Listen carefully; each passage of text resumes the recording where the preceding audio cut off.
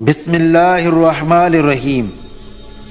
قدیم زمانے میں ہوا میں اڑنے والی تخت کو صرف طلسماتی اور دیو مالی کو قصہ کہانی سمجھا جاتا تھا، لیکن اس جدید دور میں سائنسی ترقی کے ذریعے بنائی گئی ہوائی جہاز، راکٹ اور جیٹ پلین نے یہ ثابت کر دیا ہے کہ انسان کو ہوا میں اڑنا کوئی مشکل کام نہیں۔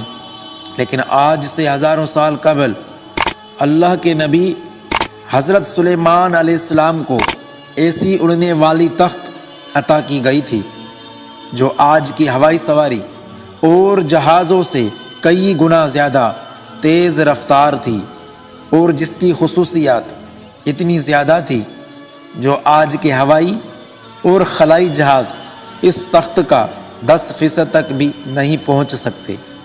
حضرت سلیمان علیہ السلام کو نبوت کے ساتھ ساتھ عظیم ترین بادشاہ حکومت سے بھی نوازا گیا تھا۔ آپ علیہ السلام نے 700 سے بھی زیادہ مشرق سے مغرب تک تمام مخلوقات کو زیر کیا اور ان پر حکومت کی۔ آپ کے تابع انسان اور جن بھی تھے۔ آپ تمام مخلوقات کی بولیاں بھی سمجھتے تھے۔ چرند پرند، جنات، حیوانات اور انسان آپ کی فوج کا حصہ تھے۔ جب حضرت سلیمان نے حکومت سنبھالی تو آپ نے ایک شاندار تخت بنوانے کا حکم دیا جس کی لمبائی 3 گز تھی۔ جناتوں نے اس عظیم تخت کو بڑی محنت اور ہنرمندی سے کئی سالوں میں بنا کر تیار کیا۔ تخت کے چاروں طرف سونے کی اینٹیں لگی ہوئی تھیں۔ تخت کے چاروں کونوں پر ایسے نایاب درخت تھے جن کی ڈالیاں سونے کی تھیں۔ تخت کے دائیں بائیں 1000 سونے کی کرسیاں لگائی گئی تھیں جن پر سلیمان علیہ السلام کے وزراء اور درباری بیٹھتے تھے۔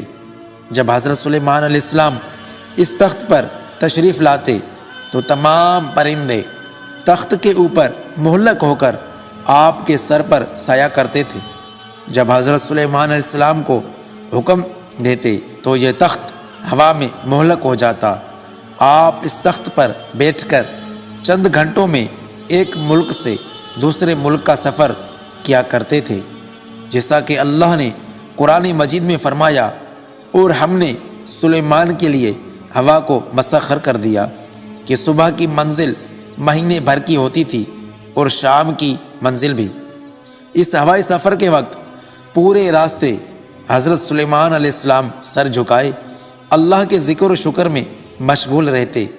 اس تخت کی ایک خاصیت یہ بھی تھی کہ اس پر بیٹھنے والے لوگوں کو یہ محسوس نہیں ہوتا تھا کہ تخت کس تیز رفتاری سے اڑ رہی ہے۔ اس تخت کی رفتار بے مثل تھی جو کسی بھی سواری کے مقابلے میں غیر معمولی تھی۔ اللہ نے ہوا کو حضرت سلیمان علیہ السلام کے لیے مسخر کر دیا تھا، اس لیے اس تخت کے لیے چاروں سمت چلنے والی ہوائیں اس سفر کو آسان کر دیتی تھی۔ حضرت سلیمان علیہ السلام ہمیشہ اللہ کی ان نعمتوں کا شکر بجا لاتے اور ہر وقت اللہ سے مناجات کرتے رہتے تھے۔